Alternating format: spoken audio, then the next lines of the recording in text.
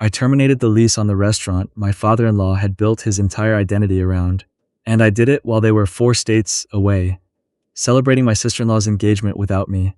Let me back up. My wife's name is Simone. We met when I was 26, at a mutual friend's backyard birthday party in late August. She was standing near the fence, talking to nobody in particular, just watching the crowd with this half smile, like she was the only person in the room who actually understood the joke. I thought she was the most interesting person I'd ever seen. 3 years later, we were married. 2 years after that, I was starting to understand that I had married her entire family, whether I wanted to or not. Her father, who everyone called Pop, had owned a small Southern-style restaurant in Greenville, South Carolina for about 20 years. The kind of place with mismatched chairs and sweet tea that came in mason jars. It had a loyal local following, the type of restaurant that local newspapers write about every few years when they need to fill a hidden gem slot. But it was barely breaking even when I came into the picture. The kitchen equipment was aging. The lease was expiring. Pop had no plan for the next chapter. I was working in commercial real estate at the time. I knew how to read a property deal. I knew how to negotiate a lease. And I made the mistake, or what I now understand was the mistake, of caring. I sat down with Pop maybe 6 months after Simone and I got married. I laid out a plan. I told him I could renegotiate his lease and get him 3 more years at a locked rate before the property owner raised rents to match the neighborhood's new development. I told him I would front the capital for the kitchen renovation because the health inspector was already leaving notes. I told him I would co-sign the equipment financing. He shook my hand across his kitchen table and called me son. I don't know why I remember that so clearly, the way he said it, like it meant something. Over the next 18 months, I put in roughly $340,000 across the renovation, the equipment, 2 emergency cash infusions when the restaurant had bad quarters, and the lease renegotiation, which I handled personally with the landlord, a property company based out of Charlotte. The lease was signed in my name because Pop's credit wouldn't qualify him for the rate I'd gotten. We shook on it. He called me son again. Simone told me later that night that her family finally accepted me, that they finally saw what she saw. I want to be honest about something. I didn't do it to buy their love. I did it because I thought it was the right thing to do for someone I considered family. But looking back now, I can see that I needed to believe they were family too. I needed that to be true badly enough that I ignored a lot of things I shouldn't have. Pop's wife, my mother-in-law, never warmed to me. She was polite in the way that people are polite to service workers. Correct but cold. She called me by my first name, like it was a word she had to remember to use. She never asked about my work, never asked about my childhood, never asked anything that suggested she was curious about who I was. Before Simone brought me into the picture, her daughter's husband. That was the container she put me in, and she never needed to know what was inside it. My brother-in-law, who I'll call her older brother because he never once acted like he wanted to be mine, was worse. He made jokes at family dinners that weren't quite jokes. The kind where if you push back, you'd be told you couldn't take a teasing. I smiled through most of it. Simone would squeeze my hand under the table and whisper later that he was like that with everyone. I believed her for a long time. The thing about Simone is that she is genuinely good at making you feel like you're the only person in the world when she's focused on you.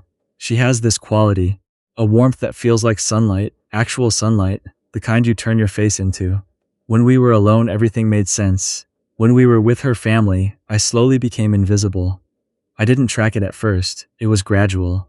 I stopped being included in the planning conversations for family events. I would find out about Thanksgiving logistics from Simone, secondhand, the night before. Christmas gift coordination happened over a group chat I was not in. When Pop's restaurant hit a strong quarter, the first strong quarter in years after the renovation, her brother posted about it on social media and tagged everyone except me. Simone liked the post. She didn't say anything about it. I told myself families had rhythms I wasn't part of yet. I told myself it took time. I told myself I was probably being sensitive. Then Simone's younger sister got engaged. Her name is Petra.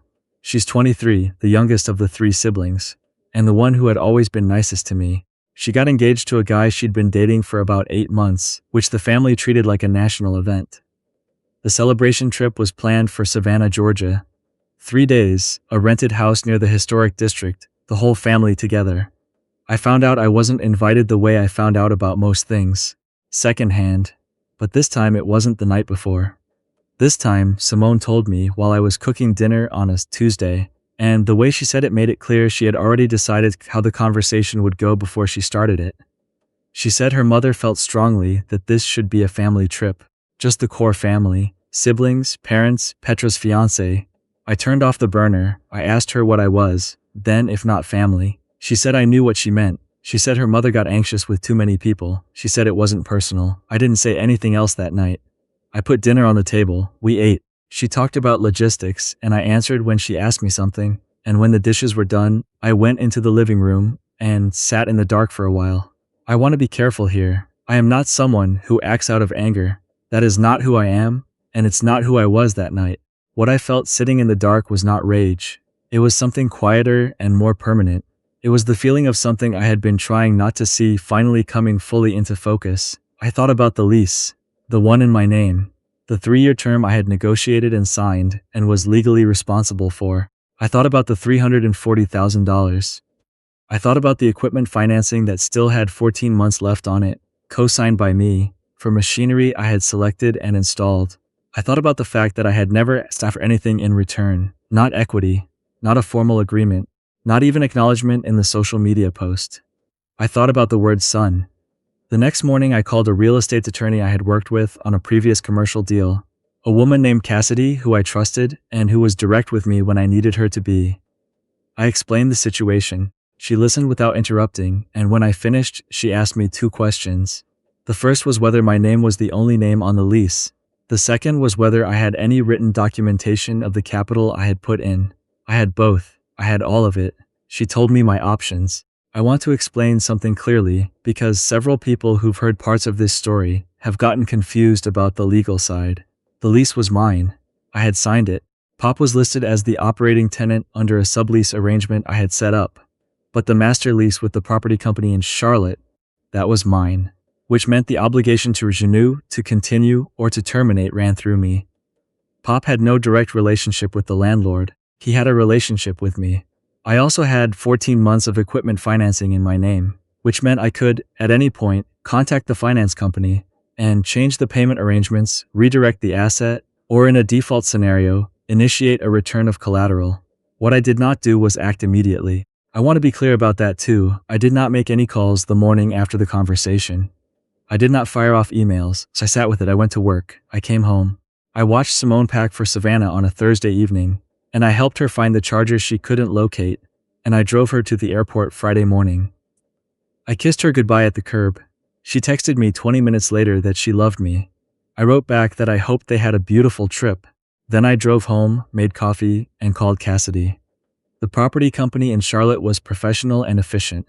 When I told them I would not be renewing and would be initiating an early termination under the clause I had negotiated into the original agreement, yes, I had negotiated an exit clause because I know how to read a deal. They asked for 30 days notice and the applicable fee.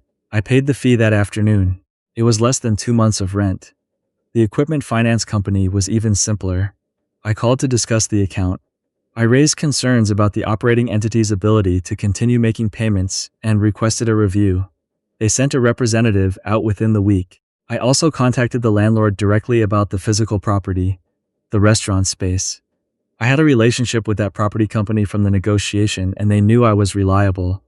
I told them I had a commercial kitchen operator who might be interested in the space for a new concept. I wasn't lying. I knew someone from a previous deal who had been looking for exactly this kind of footprint in that part of Greenville. I made an introduction. The trip to Savannah was 3 days. I did not contact Simone's family during those 3 days. I did not send messages. I watched the Instagram stories Petra posted from the rented house, the dinners out, the toasts in someone's backyard. In one of the photos, my mother-in-law was laughing, genuinely laughing, in a way I had never seen her laugh in 5 years of family dinners. I thought, I'm glad she got that. I am. I hope it was everything she needed it to be. I picked Simone up from the airport Sunday evening. She was tan and a little tired and happy in that way people are when they've been held by people they love. She talked about the trip on the way home. I listened. I asked about Petra's fiancé and what the family thought of him. She told me they adored him. I nodded and kept driving. Monday morning, the property company sent a formal notice to Pop's restaurant. Not to me, to the restaurant itself. informing them that the master tenant had initiated termination proceedings and that they had had 60 days to vacate or reach a new direct agreement with the property owner under new terms. I don't know exactly when Pop opened that letter. I wasn't there. But Simone called me at 11:14 on Monday morning. I know the time because I was in a meeting, and I watched my phone light up on the table and let it go to voicemail. She called again at 11:17, and again at 11:31. I called her back from the parking garage at lunch. She was not calm. She asked me what I had done. I told her I had made a business decision about an asset I owned. She said her father was panicking. She said the restaurant could close. I told her I understood that. She asked me why. She said how could I do this to her family? And I want to tell you what I said, because I thought about it for a long time before I said it. I said, I did this for your family. For 5 years I funded, co-signed, negotiated, and showed up for people who didn't include me in a 3-day trip to celebrate something I was happy about. I said, I am not a bank account with legs. I said, I love you. And I need you to think hard about what that word means in the context of this marriage. Because I have been doing that thinking alone for a while now. She was quiet for a long time. Then she said, did you talk to a lawyer? I said yes. She hung up. The next week was one of the harder ones of my life, but not in the way I expected. I didn't feel vindicated. I didn't feel righteous. I felt tired and sad and a little relieved, which is its own complicated feeling. Simone and I had long conversations, some of them late at night, some of them on the porch in the morning, before either of us had really woken up. She cried twice and I held her both times. That part was real. That was always real. What came out of those conversations was something I hadn't fully let myself see before. Simone knew. Not about the specific decisions I'd made, but she knew, in a way she had never said out loud, that her family had treated me as a resource. She told me her mother had made comments early in our marriage about how useful it was that I worked in real estate. Not how good I was for Simone. How useful I was. Simone had filed it away and not thought about it because thinking about it required thinking about things she didn't want to think about. That honesty was the thing that saved us. I want to be clear about that too. Pop called me about 2 weeks after the notice went out. He called from the restaurant landline, which somehow made it feel more serious. He was not the version of Pop I had known at the kitchen table. He was smaller on the phone. He asked me what it would take to make this right. I told him the honest truth. I told him I didn't want the restaurant to close.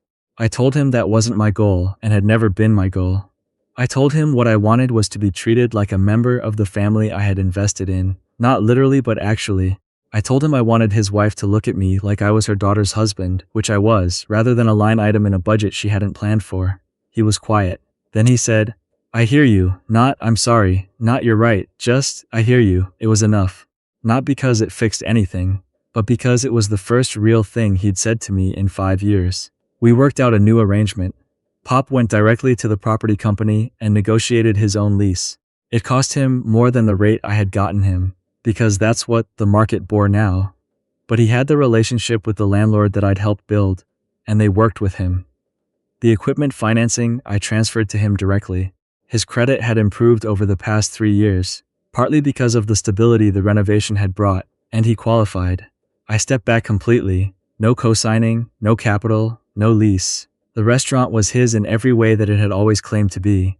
Simone and I started couples counseling in the fall. Her mother came to one dinner, about 6 months later, and she asked me a question, not about my work, but about where I had grown up, a small thing.